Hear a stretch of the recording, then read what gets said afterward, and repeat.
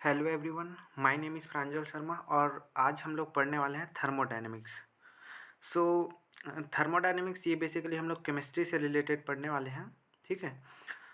ये तो introductory lecture है। ये बेसिकली थ्योरी वाला होने वाला है, जिसमें हम लोग बेसिक जो टर्मिनोलॉजी होता है कि क्या सिस्टम होता है, हम लोग इसमें जो मोस्ट इम्पॉर्टेंट जो देखेंगे वो रिवर्सिबल और इरिवर्सिबल थर्मोडायनेमिक प्रोसेस के बीच में डिफरेंस देखेंगे और different types of thermodynamic process जैसे आइसोथर्मल, एडियाबैटिक, आइसोकोरिक और आइसोबारिक प्रोसेस के बारे में देखेंगे।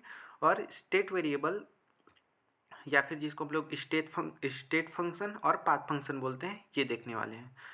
ये थोड़ा थ्योरी वाला लेक्चर होने वाला है, लेकिन बहुत इंपॉर्टेंट है क्योंकि यहाँ से हम लोग का जो बेसिक्स है थर्मोडायनेमिक्स का वो क्लियर हो जाएगा, जिससे हम लोग को आगे क्वेश्चन बनाने में बहुत ज़्यादा हेल्प मिलेगा, जो प्रॉब्लम्स नहीं आएंगे। ठीक है। शुरू करते हैं आज का लेक्चर। बेसिकली द थर्मोडायनेमिक्स क्या है? The thermodynamics is the branch of science which studies the interaction of matter and energy and about the energy conversion. ठीक है। थर्मोडायनेमिक्स क्या है? ब्रांच ऑफ साइंस है जिसको फिजिक्स केमिस्ट्री सभी में पढ़ा जाता है, जो बेसिकली एनर्जी का कन्वर्जन और एनर्जी का मैटर के साथ इंटरेक्शन का स्टडी को ही थर्मोडायनेमिक्स बोला जाता है।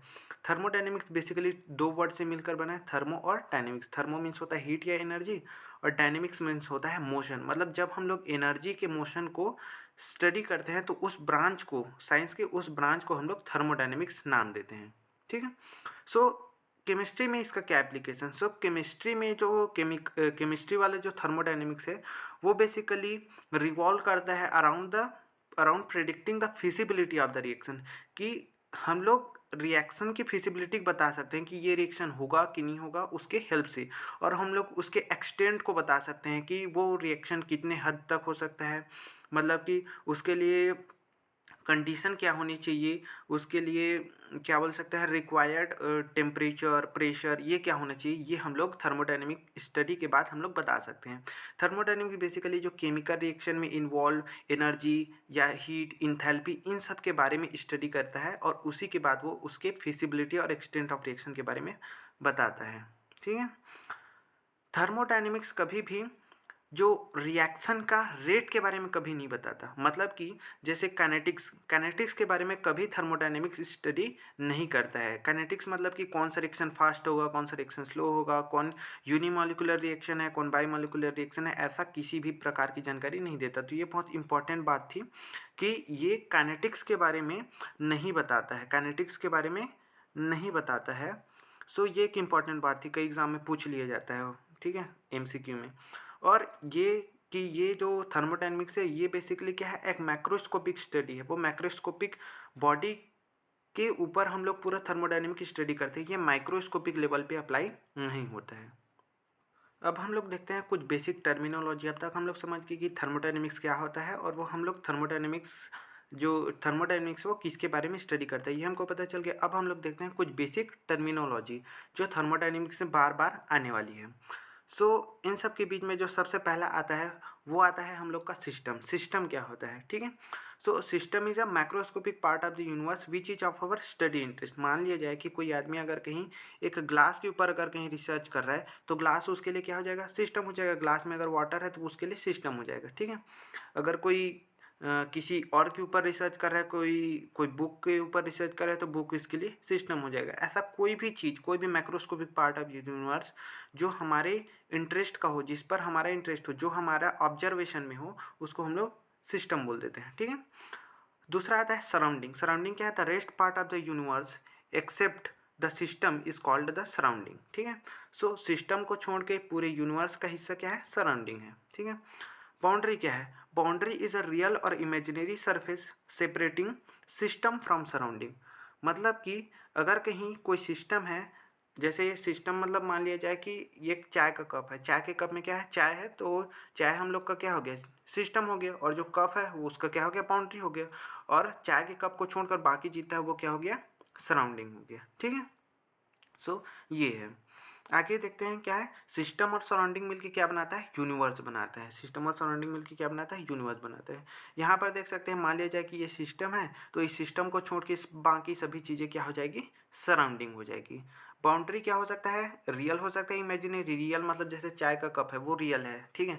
इमेजिनरी मतलब, इमेजिनरी मतलब जैसे अर्थ को हम लोग एक सिस्टम समझेंगे तो अर्थ का जो एटमॉस्फेयर है, ठीक है, अर्थ का जो एटमॉस्फेयर है वो क्या है, एक इमेजिनरी बाउंड्री है, ठीक है, एक इमेजिनरी बाउंड्री है। आगे हम लोग देखने वाले हैं टाइप्स ऑफ सिस्टम, ठीक है। सो टाइप्स ऑफ सिस्टम में बेसिकली सिस्टम तीन प्रकार के होते हैं, ओपन सिस्टम, क्लोज सिस्टम और आइसोलेटेड सिस्टम, ठीक है। सो ओपन सिस्टम में क्या होता है, ओपन सिस्टम ऐसा सिस्टम होता है जिसमें मास और एनर्जी बोथ कैन एक्सचेंज, मतलब कि सिस्टम में मास हम लोग ऐड कर सकते हैं, निकाल भी सकते हैं, और एनर्जी का भी एक्सचेंज हो सकता है, उसे ओपन सिस्टम कहते हैं। जैसे चाय है तो चाय से हीट निकलता रहता है, ठीक है, और उससे हम लोग चाय निकाल भी सकते हैं, मतलब पीते हैं। क्लोज सिस्टम मतलब जिसमें सिर्फ एनर्जी एक्सचेंज हो, ना कि मास। एनर्जी मतलब जैसे हम लोग किसी बंद बंद मतलब कि बंद जैसे बॉटल है, बंद बॉटल में अगर पानी रख देते हैं तो वो अगर कि पानी गर्म है तो वो धीरे धीरे ठंडा हो जाएगा, एनर्जी लॉस हो जाएगा, लेकिन पानी थोड़ी ना निकल जाएगा, बॉटल को छेद करके थोड़ी निकल जाएगा, तो उसको बोलते हैं क्लोज सिस्टम। और आइसोलेटेड सिस्टम जिसमें एनर्जी और मास कोई भी एक्सचेंज नहीं हो पाता, जैसे वो थर्मस फ्लास्क होता है ना, जिसमें से जैसे चाय गर्म भरते हैं तो वो गर्म ही रहता है बहुत देर तक। ऐसा आइसोलेटेड सिस्टम एक थ्योरेटिकल कॉन्सेप्ट है, मतलब उसका कोई रियल में एग्जिस्टेंस नहीं है। ऐसा कोई परफेक्ट आइसोलेटेड सिस्टम आज तक बन ही नहीं पाया है जिसमें से कुछ ना कुछ मतलब एनर्जी तो लॉस होगा ही होगा, लेकिन हम लोग फिर भी एक आइडियल कंडीशन लेके चलते हैं कि वहाँ पर एनर्जी और मास का एक्सचेंज नहीं होगा। सो यहाँ पर हम लोग देख सकते हैं कि ये ओपन सिस्टम है। ओपन सिस्टम में क्या हो रहा है, मास भी एक्सचेंज हो पा रहा है और एनर्जी भी एक्सचेंज होता है। एग्जांपल बताया, जैसे चाय का कप है, उससे हम लोग चाय पीते भी हैं और धीरे धीरे चाय ठंडा भी होता है, तो एनर्जी भी है, एनर्जी भी एक्सचेंज होता है और मास भी। क्लोज सिस्टम मतलब कि जैसे एक बॉटल में पानी डाल दिए और उसको क्लोज कर दिए, तो अगर कि पानी गर्म रहा तो धीरे धीरे क्या हो जाएगा, ठंडा हो जाएगा, उससे एनर्जी क्या हुआ, एक्सचेंज हुआ, लेकिन बॉटल को छेद करके पानी थोड़ी निकल जाएगा, वो तो क्लोज है। तो ये हो गया क्लोज सिस्टम। आइसोलेटेड सिस्टम का एग्जांपल वही बताया मैं, हम लोग का जो थर्मस फ्लास्क होता है, ठीक है, वो आइडियल आइडियल कंडीशन में होता है, मतलब आइडियल कंडीशन में ही एनर्जी और मास एक्सचेंज नहीं होता, वरना थोड़ा बहुत तो एनर्जी लॉस होता है। हमको भी पता है कि अगर गर्म चाय रखेंगे तो वो 5 घंटा 10 घंटा तक वो गर्म रहेगा, उसके बाद धीरे धीरे वो भी ठंडा होने लगता है। सो आइसोलेटेड सिस्टम हम लोग वो थर्मस फ्लास्क जो हम लोग पानी पीते हैं, जो चाय रखने के लिए यूज करते हैं, वो है। आगे देखते हैं हम लोग, नेक्स्ट जो टर्मिनोलॉजी बार बार यूज़ होगा थर्मोडायनेमिक्स, वो होगा थर्मोडायनेमिक्स वेरिएबल। थर्मोडायनेमिक्स वेरिएबल मतलब कि वो सारे थर्मोडायनेमिक प्रॉपर्टीज़ जो किसी सिस्टम के स्टेट को बताया है। स्टेट को मतलब कि मान लिया जाए जैसे अपन किसी कप में जैसे पानी रखे, तो पानी की स्टेट को बताना मतलब कि उसका टेम्परेचर को बताना, उसके प्रेशर को बताना, उसका इंटरनल एनर्जी को बताना, उसके मास को बताना, ये सब बताएंगे तो क्या उसका स्टेट डिफाइन हो जाएगा कि वो ये है, मतलब कि इस स्टेट में है, ठीक है। तो इसको बोलते हैं क्या चीज़, द थर्मोडायनेमिक्स वेरिएबल। जैसे हम लोग pressure, volume, internal energy, entropy, Gibbs free energy etcetera, ठीक है। अब यहाँ पर जो मोस्ट इंपॉर्टेंट बात हम लोग को ध्यान देने के लिए है वो है कि work and heat are not a thermodynamic properties, ठीक है। बार बार क्वेश्चन आता रहता है कंपटीशन एग्जाम में या फिर कोई भी एग्जाम में कि वर्क और हीट क्या थर्मोडायनेमिक प्रॉपर्टी है, तो वो नहीं है। क्यों नहीं है, क्योंकि वो सिस्टम की स्टेट को नहीं बताता। हम लोग आज तक कभी ऐसा बोलते हुए या कहते हुए सुने हैं क्या कि मेरे पास 10 जूल ऑफ वर्क है या मेरे पास 1000 जूल ऑफ हीट है? कभी नहीं सुने होंगे, क्योंकि work and heat are the mode of energy transfer, they can not be stored. मतलब वर्क को थोड़ी नहीं स्टोर करते हैं, वो तो सिर्फ क्या है, एक मोड है एनर्जी ट्रांसफर का। हीट को थोड़ी नहीं स्टोर करते हैं, वो तो मोड है एनर्जी ट्रांसफर का, ठीक है। कभी ऐसा नहीं बोलते कि मेरे पास 10 जूल का वर्क है, ऐसा बोलते हैं कि मैंने 10 जूल का वर्क किया या मैंने 10 जूल का हीट सिस्टम को दिया या सिस्टम ने 10 जूल का हीट दिया, ये बोलते हैं। कभी ये नहीं बोलते कि मेरे पास 10 जूल का वर्क है या फिर 10 जूल का हीट है। मतलब कि वो सिस्टम के स्टेट को कभी डिफाइन नहीं करता, स्टेट को डिफाइन नहीं करता, इसीलिए उसको थर्मोडायनेमिक प्रॉपर्टीज़ में इंक्लूड नहीं करते हैं, ठीक है। ये इंपॉर्टेंट बात है।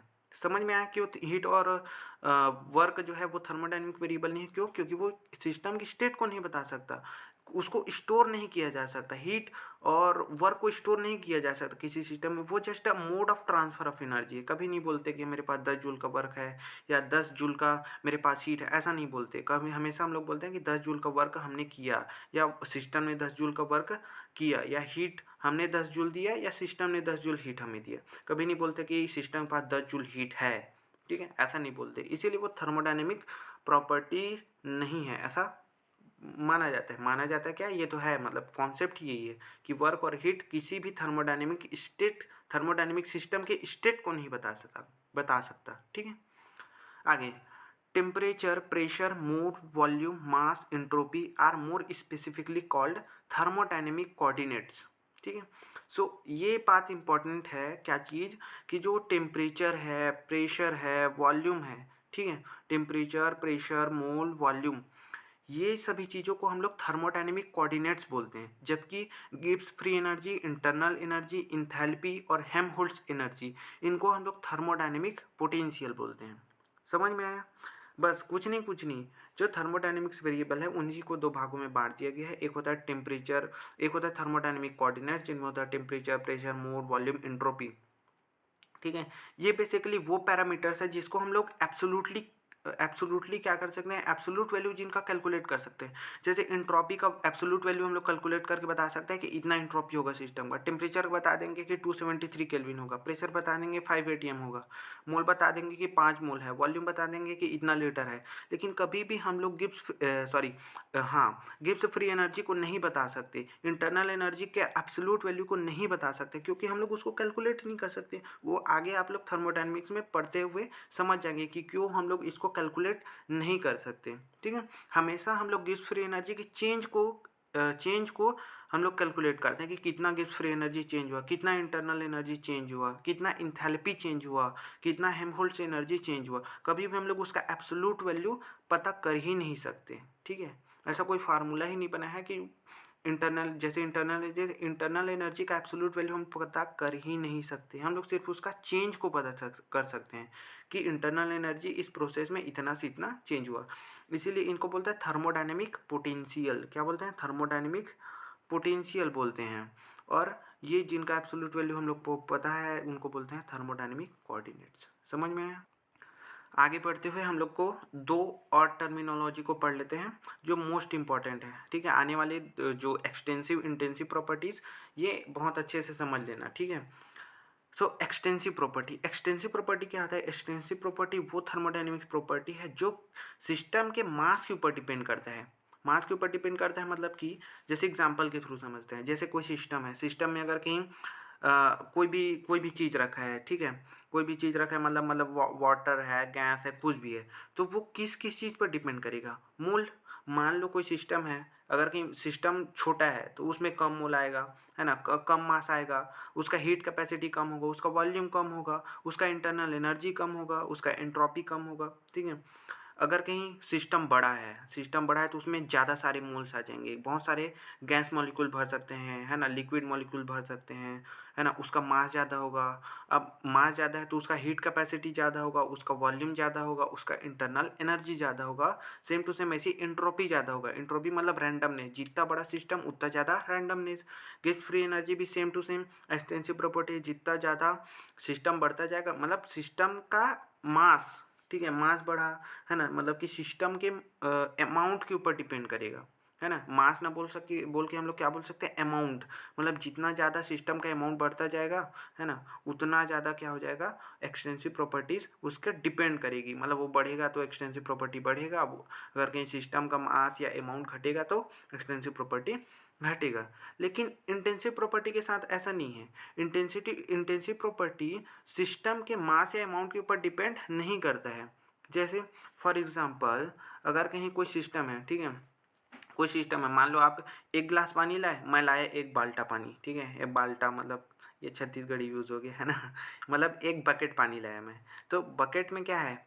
बकेट का भी वाटर का डेंसिटी क्या होगा? 1 ग्राम/सेंटीमीटर क्यूब। और आप एक गिलास पानी लाओगे, उसका भी क्या होगा? 1 ग्राम/सेंटीमीटर क्यूब। मतलब डेंसिटी कभी चेंज नहीं होगा वाटर का, चाहे आप समुद्र में जाओ, चाहे तालाब में जाओ, चाहे रिवर में जाओ, चाहे कहीं भी जाओ। ठीक है, हाँ, तो ये चेंज नहीं होने वाला है। और ये होता है इंटेंसिव प्रॉपर्टी। जैसे टेम्परेचर है, टेम्परेचर चाहे रूम का नापो, है ना, चाहे आप एक छोटे से ग्लास के अंदर का टेम्परेचर नापो, अगर कहीं वो रूम टेम्परेचर है तो रूम टेम्परेचर ही देगा। ठीक है, जैसे रिफ्रैक्टिव इंडेक्स है। रिफ्रैक्टिव इंडेक्स मतलब कि रिफ्रैक्टिव इंडेक्स फॉर एग्जांपल जैसे वाटर का देखें तो वाटर का रिफ्रैक्टिव इंडेक्स उतना होगा जितना जितना वो मतलब कि एक ग्लास वाटर का रिफ्रैक्टिव इंडेक्स उतना होगा जितना आप एक क्या बोल सकते हैं रिवर का वाटर को मतलब कि पूरा रिवर का वाटर का भी रिफ्रैक्टिव इंडेक्स उतना ही होगा। मतलब ये नहीं है कि 5 लीटर वाटर का रिफ्रैक्टिव इंडेक्स दूसरा हो जाएगा, 10 लीटर वाटर का रिफ्रैक्टिव इंडेक्स दूसरा हो जाएगा, ऐसा बिल्कुल भी नहीं है। ठीक है। अब स्पेसिफिक हीट कैपेसिटी, ऊपर में देखो ध्यान देने एक मोस्ट इंपॉर्टेंट चीज़ है, ऊपर में लिखा है हीट कैपेसिटी।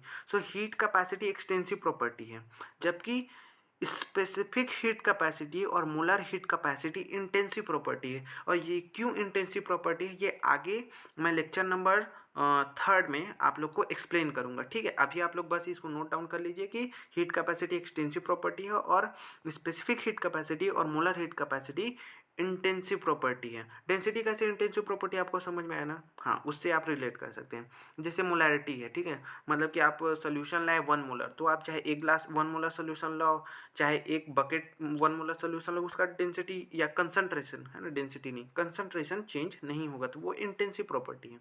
आगे मैं ये बताऊंगा, इसको नोट डाउन कर लेना। Heat capacity is an extensive property while specific heat capacity and molar heat capacities are intensive properties. ठीक है, नोट डाउन कर लेना, आगे हम लोग पढ़ेंगे इसको। Now we are ready with our next turn, that is the understanding the term state function and path function. ठीक है, सो स्टेट फंक्शन क्या होता है? स्टेट फंक्शन जब जब हम लोग थर्मोडायनेमिक्स में यूज करेंगे उसका मतलब होगा कि वो थर्मोडायनेमिक्स वेरिएबल या प्रॉपर्टी जो सिर्फ और सिर्फ इनिशियल और फाइनल पोजीशन पर ही डिपेंड करता है, मतलब कि वो प्रोसेस के पाथ के ऊपर डिपेंड नहीं करेगा। अब मैंने बोला क्या, इसको समझते हैं। ठीक है, मतलब फॉर एग्जांपल एक कोई सिस्टम है, वो कोई भी प्रोसेस गया, मतलब कि प्रोसेस गया मतलब कि अगर कहीं जैसे टेम्परेचर है, तो temperature is in state function, वो सिर्फ और सिर्फ इनिशियल और फाइनल पोजीशन पर ही डिपेंड करेगा। मतलब मान लो सिस्टम शुरू में था 273 केल्विन पे, फिर वो 275 हुआ, फिर 280 हुआ, उसके बाद वापस से 273 हो गया, तो वो सिर्फ और सिर्फ इनिशियल टेम्परेचर और फाइनल टेम्परेचर पर ही डिपेंड करेगा। वो पाथ पर डिपेंड नहीं करेगा कि कैसे वो 273 से 275 गया, 270 गया, फिर वापस से 275 आया, ये इस पर डिपेंड नहीं करेगा स्टेट फंक्शन।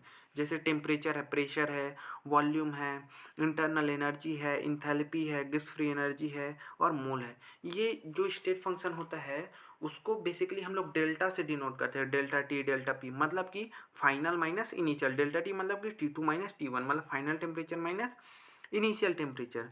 और value of all state variable या state function in a cyclic process is zero. Cyclic process में होता क्या है? साइक्लिक प्रोसेस मतलब इनिशियल से चले और उसी पोजीशन पे आप वापस आ गए।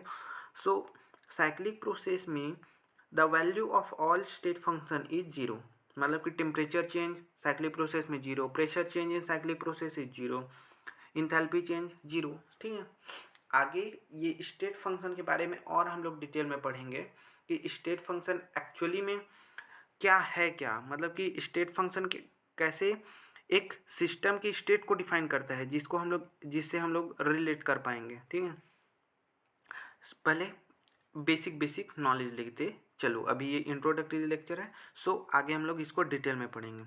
पाथ फंक्शन मतलब those property which depends on the path of process and not on the initial and final position are called the path function. The work and heat are path function. मतलब कि work और heat क्या है? Path function है। मतलब कि work और heat initial और फाइनल पोजीशन पे डिपेंड नहीं करेगा। मान लो कोई सिस्टम को हम लोग ने 5 जूल का हीट दिया शुरू में, फिर 10 जूल का दिया, फिर 15 जूल का दिया, फिर से 5 जूल का दिया, तो ये डिपेंड नहीं करेगा कि हम लोग शुरू में 5 जूल दिए फिर लास्ट में 5 जूल दिए। वो ओवरऑल किस किस पाथ से गया, मतलब कि 5 से 10 जूल, 10 से 15 जूल, फिर 15 जूल से 5, फिर से 5 जूल, मतलब कि किस किस पाथ से वो थर्मोडायनेमिक प्रोसेस पास आउट हुआ उसके ऊपर डिपेंड करेगा। मतलब कि जब हम लोग वर्क का कैलकुलेट करेंगे तो हम simple final work minus initial work ऐसा बिल्कुल भी नहीं करेंगे। हम लोग इनिशियल से फाइनल के बीच में कितना वर्क हुआ उन सभी को ऐड करते हुए चलेंगे। सिमिलरली हीट को भी हम लोग शुरू से आखिरी तक कितना हीट एक्सचेंज हुआ उसको कैलकुलेट करते हुए चलेंगे। जबकि हम लोग को अगर कहीं इनिशियल और फाइनल के हम लोग कोई भी थर्मोडायनेमिक प्रोसेस में अगर टेम्परेचर के बारे में हम लोग को स्टडी करना है तो हम लोग सिंपल उसका डिफरेंस ले लेंगे कि इनिशियल टेम्परेचर कितना है और फाइनल टेम्परेचर कितना है। ठीक है, सो ये होता है स्टेट फंक्शन और पाथ फंक्शन। पाथ फंक्शन में सिंपली दो है, वर्क और हीट। ठीक है, आगे और बता सकते हैं कि state function are exact differential, follow Euler's reciprocal theorem, path function inexact differential है, ये यूलर्स रेसिप्रोकल थ्योरम को फॉलो नहीं करता है, ये बहुत ज़्यादा डिटेल हो जाएगा, अभी आप बेसिक समझो। एक चीज़ और है कि साइक्लिक प्रोसेस होता क्या है कि साइक्लिक प्रोसेस मतलब कई लोग को डाउट रहता है कि इनिशियल एंड फाइनल पोजीशन अगर सेम हो तो वो साइक्लिक प्रोसेस है। ऐसा बिल्कुल भी नहीं है।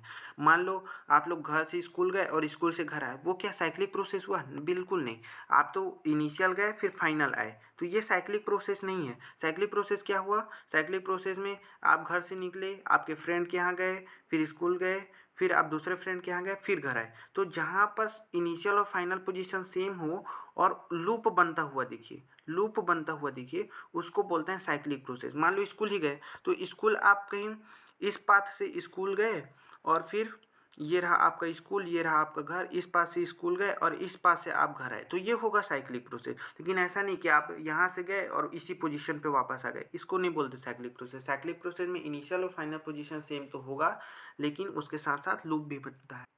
अब आता है इस वीडियो लेक्चर का द मोस्ट इम्पॉर्टेंट टॉपिक, ठीक है, द मोस्ट इम्पॉर्टेंट टॉपिक। इसको एकदम मतलब अच्छे से समझ लेना कि रिवर्सिबल और इरिवर्सिबल प्रोसेस क्या होता है, क्योंकि रिवर्सिबल और इरिवर्सिबल प्रोसेस को समझने के लिए समझना क्यों इंपॉर्टेंट है, क्योंकि क्वेश्चन में डायरेक्ट आता है कि this is the gas expanded isothermally and adiabatically, मतलब कि वहाँ पर हम लोग को समझना होता है रिवर्सिबल है कि इरिवर्सिबल प्रोसेस, उसके हिसाब से हम लोग को फार्मूला अप्लाई करना पड़ता है। और हर बार क्या होता है कि ऐसा लिख के नहीं दिया रहता कि इरिवर्सिबल प्रोसेस हो रहा है, कई बार क्या दे देता है इरिवर्सिबल प्रोसेस की जगह में the process occur at a constant pressure, तो पहचानना आना चाहिए। रिवर्सिबल में दे देता है the process occur at a variable pressure. So हम लोग अगर कहीं रिवर्सिबल और इरिवर्सिबल प्रोसेस को अच्छे से समझ गए तो हम लोग फार्मूला को अप्लाई अच्छे से कर पाएंगे और हम लोग उसके हिसाब से क्वेश्चन को अच्छे से सॉल्व कर पाएंगे, ठीक है।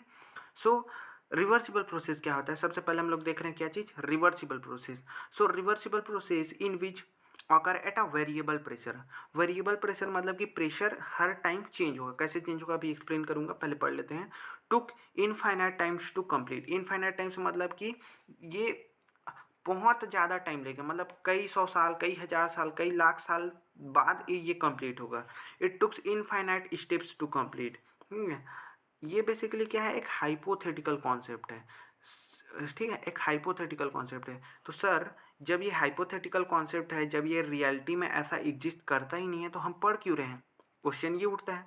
सो रिवर्सिबल प्रोसेस हम पढ़ते किए हैं क्योंकि रिवर्सिबल प्रोसेस में जो हम लोग वर्क डन जो कैलकुलेट करते हैं वो मैक्सिमम निकलता है, जो हमारे डेली लाइफ में जो प्रैक्टिकली उतना वर्क नहीं आ सकता। मतलब कि हम लोग क्या करते हैं, एक हाइपोथेटिकल कॉन्सेप्ट के थ्रू हम लोग मैक्सिमम वर्क डन निकाल सकते हैं। उसके रिस्पेक्ट में हम लोग कंपेयर कर सकते हैं कि हमारा रियल में कोई वर्क हो रहा है, कोई इंजन बनाए हम लोग, तो उसके कंपैरिजन में वो वर्क कितना इफ़िशियंट है, ठीक है, कितना इफ़िशियंट है। इरिवर्सिबल प्रोसेस क्या होता है, वो रियल होता है कि हमारे जो आसपास में देखते हैं वो सभी इरिवर्सिबल प्रोसेस होते हैं। रिवर्सिबल प्रोसेस एक हाइपोथेटिकल प्रोसेस है, ठीक है।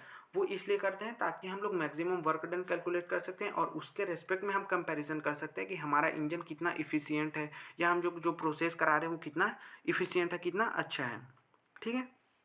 So system and surrounding is maintained at equilibrium. यहाँ पर सिस्टम और सराउंडिंग इक्विलिब्रियम पे मेंटेन रहेगा। वो कैसे रहेगा मैं एक्सप्लेन करता हूँ, ठीक है।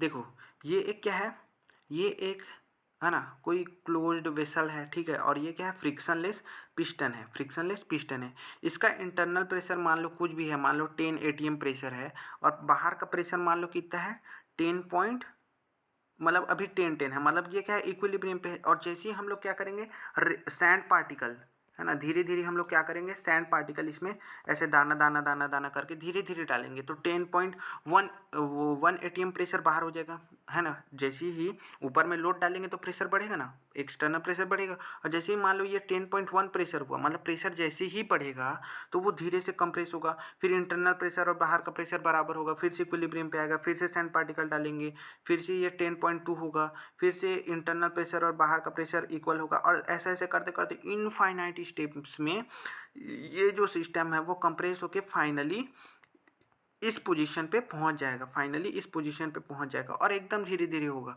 हम लोग सैंड पार्टिकल एक एक करके डालेंगे, फिर एक सैंड पार्टिकल डालेंगे, इंटरनल प्रेशर और बाहर का प्रेशर इक्वल हुआ, फिर इक्विलिब्रियम पे मेंटेन हुआ, फिर सैंड पार्टिकल डालेंगे, एक्सटर्नल प्रेशर थोड़ा ज़्यादा होगा, फिर से थोड़ा सा कंप्रेस होगा, फिर इंटरनल और एक्सटर्नल प्रेशर इक्वल हो जाएगा। ऐसे करते करते इनफाइनाइट स्टेप्स लगता है इसको कंप्लीट होने में, ठीक है। इसी को बोलते हैं रिवर्सिबल प्रोसेस। रिवर्सिबल बताया ना, ये एक हाइपोथेटिकल प्रोसेस है, इनफाइनाइट टाइम लेता है कंप्लीट होने में। इसको पढ़ते इसलिए हैं ताकि हम लोग मैक्सिमम वर्क डन कैलकुलेट कर सकें, ठीक है। आगे पढ़ते हैं इरिवर्सिबल प्रोसेस, ठीक है। जितने भी हमारे इन्वायरमेंट में आसपास जितने भी प्रोसेसेस होते हैं वो सभी इरिवर्सिबल प्रोसेसेस होते हैं। इरिवर्सिबल मतलब कि जैसे वाटरफॉल है, वाटरफॉल इरिवर्सिबल प्रोसेस है, जो पानी गिरता है, जो रेनफॉल है ना, रेनफॉल वाटरफॉल है ना, ठीक है, ये सभी इरिवर्सिबल प्रोसेसेस हैं। ये occur at a constant external pressure, ठीक है। यहाँ कांस्टेंट एक्सटर्नल प्रेशर, वहाँ पर क्या हो रहा था, अंदर का जैसे 10 atm प्रेशर तो बाहर 10.1 हो रहा था, फिर दोनों बराबर में होते, फिर उसके बाद फिर और सैंड पार्टिकल डालते, फिर 10.2 होता, फिर सैंड पार्टिकल डालते 10.3 होता, ऐसा धीरे धीरे धीरे धीरे, मतलब वेरिएबल प्रेशर, प्रेशर हर बार क्या हो रहा था, चेंज हो रहा था। हर बार इक्विलिब्रियम पे आता, फिर रुक जाता पिस्टन, फिर से सैंड पार्टिकल डालते, फिर से ऊपर का प्रेशर बढ़ता, फिर से थोड़ा अंदर आता, फिर से रुक जाता, मतलब हर बार क्या हो रहा था, वहाँ पर प्रेशर चेंज हो रहा था। मतलब 10.1 था, फिर 10.2 हुआ, फिर 10.3, ऐसे एकदम पॉइंट पॉइंट पॉइंट पॉइंट करके इनफाइनाइट स्टेप्स में वो कंप्रेस हो रहा था। इनफाइनाइट स्टेप्स में कंप्रेस हो, मतलब हर बार प्रेशर थोड़ा थोड़ा थोड़ा थोड़ा चेंज हो रहा था। लेकिन यहाँ पर अलग है सिचुएशन। यहाँ पर मान लो इंटरनल प्रेशर 10 atm है, तो बाहर में धड़ाम से हम लोग क्या रखेंगे, ब्रिक, ईटा है, ईंट, ईंट बोलते हैं ना, ईंट। सो ईंट को धड़ाम से रख देंगे। ईंट को जैसे ही धड़ाम से रखें, इंटरनल प्रेशर 10 atm, बाहर का प्रेशर मान लो 20 atm, तो ये थोड़ा थोड़ा नहीं आएगा अंदर। जैसे ही ईंट रखेंगे 20 atm प्रेशर धड़ाम से नीचे, यहाँ पर है वो धड़ाम से नीचे यहाँ आ जाएगा, धड़ाम से नीचे यहाँ आ जाएगा। मतलब कि क्या हुआ, एक्सटर्नल प्रेशर कांस्टेंट हो गया। यहाँ पर ऐसा नहीं है कि 20 atm प्रेशर है तो वो फिर इंटरनल प्रेशर के बराबर, नहीं, 10 atm प्रेशर बहुत कम है बालक, 20 atm प्रेशर बहुत ज़्यादा है, वो एक बार में ही कंप्रेस हो जाएगा। यहाँ पर प्रेशर कांस्टेंट होगा, वहाँ पर वेरिएबल था, वहाँ 10 atm प्रेशर इंटरनल है, तो सैंड पार्टिकल डालते 10.1 होता, फिर दोनों इक्विलिब्रियम पे आते, फिर सैंड पार्टिकल डालते 10.2 होता, फिर इक्विलिब्रियम पे आता, फिर सैंड पार्टिकल डालते 10.3 होता, ऐसे धीरे धीरे धीरे कंप्रेस। यहाँ पर ऐसा नहीं है, यहाँ पर अंदर का प्रेशर 10 atm है, हम लोग एक वो लिए, ब्रिक लिए, ब्रिक को ले जाके सीधा इस पिस्टन के ऊपर डाल दिए, सीधा पिस्टन क्या हो गया, कंप्रेस हो गया। क्यों? क्योंकि इंटरनल प्रेशर 10 atm है, बाहर का प्रेशर कितना हो गया, 20 atm। सो जैसे ही प्रेशर बाहर का ज़्यादा हुआ, वो धड़ाम से कंप्रेस होगा। धड़ाम से कंप्रेस हुआ मतलब कि यहाँ पर प्रेशर क्या था, कांस्टेंट 20 atm। ऐसा नहीं कि शुरू में 20 था, फिर 15 हो गया, फिर 13 हो गया, फिर 10 ना ना ना ना बच्चा, ना ना ना, ऐसा बिल्कुल भी नहीं है। बाहर का प्रेशर कांस्टेंट ही रहेगा और कंप्रेस करते करते करते करते करते उस समय तक कंप्रेस होगा जब तक बाहर का प्रेशर 20 atm और इंटरनल प्रेशर 20 atm ना हो जाए, तब तक ये कंप्रेस होगा, है ना। जैसे ही कंप्रेस होगा तो क्या होगा, अंदर का प्रेशर बढ़ेगा, और तब तक कंप्रेस होगा जब तक इंटरनल प्रेशर 20 atm ना हो जाए। और ऐसा नहीं है कि धीरे धीरे धीरे एक बार में एक झटके में होगा। जैसे ही ब्रिक को रखेंगे, वजन बहुत बढ़ेगा, सीधा क्या हो जाएगा, प्रेशर बहुत ज़्यादा हाई हो जाएगा एक्सटर्नल प्रेशर, और सीधा कंप्रेस हो जाएगा। मतलब कि occur at a constant external pressure, इस बात को गांठ बांध के लिख लो कि जहाँ पर एक्सटर्नल प्रेशर कांस्टेंट होगा वो इरिवर्सिबल प्रोसेस होगा, जहाँ पर प्रेशर वेरिएबल होगा मतलब चेंज होगा वो रिवर्सिबल प्रोसेस होगा, ठीक है। जैसे आगे मैंने एक चपाट मारा तो वो क्या है, इरिवर्सिबल प्रोसेस, मैं एक झटके में मारा। और ऐसा थोड़ी है कि पहले धीरे धीरे धीरे धीरे आया, जो गाल को टच किया, फिर ऐसा थोड़ी है आके चट्ट से मारा मैं, तो वो इरिवर्सिबल प्रोसेस है जहाँ पर कांस्टेंट एक्सटर्नल प्रेशर अप्लाई हो, ठीक है। ये एक सिंगल स्टेप है। जैसे ब्रेक रखेंगे धड़ से कंप्रेस हो जाएगा, ऐसा नहीं थोड़ा थोड़ा थोड़ा थोड़ा, एक फाइनाइट टाइम्स में, मतलब कि 1 सेकंड में हो गया, 2 सेकंड में हो गया, 5 मिनट में हो गया, 10 मिनट, मतलब फाइनाइट टाइम में हो जाएगा। ये एक रियल प्रोसेस है जो हम लोग आसपास देखते हैं। जैसे इंजन है ना, इंजन क्या होता है, हम लोग देखते हैं वर्क इनफाइनाइट टाइम थोड़ी लेता है कि आज इंजन चालू किया 10 साल बाद आके देखते हैं कि गाड़ी चल रहा है, ऐसा थोड़ी होता है। आज का आज वो इंजन क्या है, हम लोग का इरिवर्सिबल प्रोसेस पर ही वर्क करता है, ठीक है।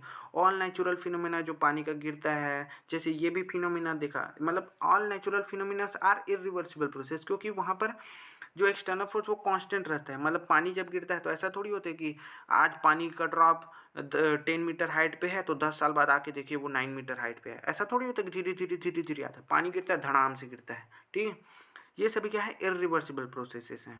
सो हम लोग चले जाते हैं हम लोग के नेक्स्ट सेगमेंट जो है डिफरेंट थर्मोडायनेमिक प्रोसेस। ये भी बहुत इंपॉर्टेंट है ना। ये 4 प्रकार के थर्मोडायनेमिक प्रोसेस हम लोग पढ़ने वाले हैं। Isothermal process, isobaric process, isochoric process and adiabatic process. और हाँ 4, आइसोथर्मल, आइसोबारिक, एडियाबैटिक, आइसोकोरिक। ठीक है, सबसे पहला आता है हम लोग का आइसोथर्मल प्रोसेस। आइसोथर्मल प्रोसेस मतलब कि those thermodynamic process in which the temperature remains the constant through out the process. मतलब कि प्रोसेस जैसे इनिशियल हुआ 273 केल्विन पे, तो पूरे प्रोसेस के दौरान उसका टेम्परेचर 273 केल्विन ही मेंटेन होना चाहिए। ऐसा नहीं हो कि 273 से 280 हो गया फिर से 273, ना ना ना ना ना, पूरे प्रोसेस के दौरान उसका टेम्परेचर क्या होना चाहिए, कांस्टेंट। कांस्टेंट मतलब सेम। dt मतलब कि जीरो होना चाहिए, dt मतलब कि चेंज इन टेम्परेचर जीरो। ऐसा बिल्कुल भी नहीं ना कि delta T is equal to zero. कई लोग ऐसे बोल देते हैं कि आइसोथर्मल प्रोसेस में इनिशियल और फाइनल टेम्परेचर सेम होता है वो आइसोथर्मल। ना ना ना बच्चा, ना ना ना ना। आइसोथर्मल प्रोसेस वो प्रोसेस है जिसमें टेम्परेचर कांस्टेंट हो थ्रू आउट द प्रोसेस। ऐसा नहीं कि इनिशियल और फाइनल टेम्परेचर सेम हो। मान लो इनिशियल 270 है, 270 है, फिर 280 हुआ, फिर 290 हुआ, फिर से 270 हो गया। ठीक है ना। तो इनिशियल और फाइनल टेम्परेचर तो सेम है, लेकिन वो क्या आइसोथर्मल प्रोसेस होगा, बिल्कुल नहीं, बिल्कुल बिल्कुल भी नहीं। क्यों? क्योंकि आइसोथर्मल प्रोसेस में उस थर्मोडायनेमिक प्रोसेस के दौरान टेम्परेचर क्या होना चाहिए, सेम होना चाहिए पूरा थर्मोडायनेमिक प्रोसेस के दौरान। ऐसा नहीं कि इनिशियल टेम्परेचर और फाइनल टेम्परेचर सेम हो, ऐसा बिल्कुल भी नहीं। इसीलिए डेल्टा टी जीरो होना कंपलसरी नहीं है, लेकिन डी टी जीरो होना कंपलसरी है। आगे है आइसोबॉरिक। ये समझ में आया कि नहीं आया कि डेल्टा टी जीरो हो भी सकता है और नहीं भी हो सकता है। मान लो करके थर्मोडायनेमिक प्रोसेस के दौरान टेम्परेचर चेंज हुआ ही नहीं, तो इनिशियल टेम्परेचर बराबर फाइनल टेम्परेचर, तो वो तो डेल्टा टी जीरो होगा ही होगा। लेकिन हर बार ऐसा हो जीरो नहीं है, क्योंकि साइक्लिक प्रोसेस में हम लोग देखे थे, साइक्लिक प्रोसेस में डेल्टा टी क्या हो रहा था, जीरो हो रहा था।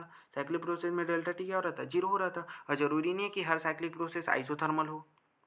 मतलब कि जहाँ पर टेम्परेचर इनिशियल और फाइनल सेम है, वो ज़रूरी थोड़ी आइसोथर्मल हो। क्या पता कि प्रोसेस के दौरान बीच में वो टेम्परेचर चेंज हुआ हो, फिर वापस से उसी पे आ गया होगी इनिशियल पे। जैसे 270 केल्विन था, फिर 280 हुआ, फिर वापस से 273, तो इसको आइसोथर्मल थोड़ी बोलेंगे, बीच में तो 280 हो गया था ना। हम उसको आइसोथर्मल बोलेंगे जिसमें टेम्परेचर कांस्टेंट रहेगा थ्रू आउट द प्रोसेस। मान लो 270 केल्विन पर मेंटेन है शुरू से लेकर के आखिरी तक, उसको बोलते हैं आइसोथर्मल प्रोसेस। आइसोबारिक प्रोसेस में क्या होगा, वो थर्मोडायनेमिक प्रोसेस जिसमें प्रेशर क्या है, कांस्टेंट है थ्रू आउट द प्रोसेस। मतलब डी टी क्या है, जीरो। यहाँ पर भी सेम, डेल पी जीरो होना कंपलसरी नहीं है, लेकिन del T zero sorry del P है ना, सॉरी हाँ डेल पी जीरो होना कंपलसरी है। मतलब कि प्रेशर कांस्टेंट होना चाहिए पूरे थर्मोडायनेमिक प्रोसेस के दौरान। समझ पा रहे हो ना। प्रोसेस के दौरान कांस्टेंट होना चाहिए। इनिशियल और फाइनल जीरो हो सकता है, नहीं हो सकता मैं नहीं बोल रहा, हो सकता है इनिशियल और फाइनल होता है। ठीक है, हर बार जीरो हो ऐसा जरूरी नहीं। आगे है आइसोकोरिक प्रोसेस। आइसोकोरिक प्रोसेस मतलब कि the thermodynamic process in which the volume remains constant through out the process. मतलब कि ऐसा थर्मोडायनेमिक प्रोसेस जिसमें वॉल्यूम चेंज ना हो। ठीक है, उसको बोलते हैं क्या, आइसोकोरिक प्रोसेस। इसमें मैं फिर से बार बार बताना चाहता हूँ कि वॉल्यूम चेंज क्या होना चाहिए, वॉल्यूम चेंज नहीं होना चाहिए थ्रू आउट द प्रोसेस। इसका ये मतलब, ये फिर से एक मिस्टेक है, डेल भी है। ठीक है, डेल भी है ना। वॉल्यूम चेंज जीरो होगा, है ना। डेल्टा भी जीरो हो सकता है, इसमें कोई मतलब कि शक वाली बात नहीं है, लेकिन हमेशा हो ऐसा बिल्कुल भी ज़रूरी नहीं है। आगे बता दिया, पीछे बता दिया कि क्यों ऐसा होता है। ठीक है, हाँ, तो वॉल्यूम क्या होना चाहिए, कांस्टेंट होना चाहिए through out the process. Adiabatic process में क्या होगा, एडियाबैटिक प्रोसेस में वो थर्मोडायनेमिक प्रोसेस जिसमें हीट चेंज क्या होना चाहिए, जीरो। मतलब कि उस थर्मोडायनेमिक प्रोसेस के दौरान ना तो हीट गेन होना चाहिए ना तो हीट लॉस होना चाहिए, उसको बोलते हैं एडियाबैटिक प्रोसेस। मतलब del Q is equal to zero. ठीक है, हाँ ये यहाँ पर भी सेम, डेल्टा क्यू जीरो हो सकता है, इसमें कोई शक वाली बात नहीं है, लेकिन हमेशा जीरो हो ऐसा बिल्कुल भी नहीं है। ठीक है, बताया क्यों कैसे, आगे बता दिया मैं, अच्छे से एक्सप्लेन कर दिया। ठीक है, सो एडियाबैटिक प्रोसेस जिसमें हीट चेंज जीरो हो, मतलब कि ना तो सिस्टम हीट ले ना ही हीट दे, ऐसे प्रोसेस को एडियाबेटिक प्रोसेस बोलते हैं। जहाँ वॉल्यूम क्या हो, कांस्टेंट हो, उसको आइसोकोरिक बोलते हैं। जिसमें टेम्परेचर कांस्टेंट हो उसको आइसोथर्मल बोलते हैं। जिसमें प्रेशर कांस्टेंट हो उसको आइसोबारिक बोलते हैं। So thank you so much for watching my video. If you like this, then please subscribe. Thank you. Bye bye.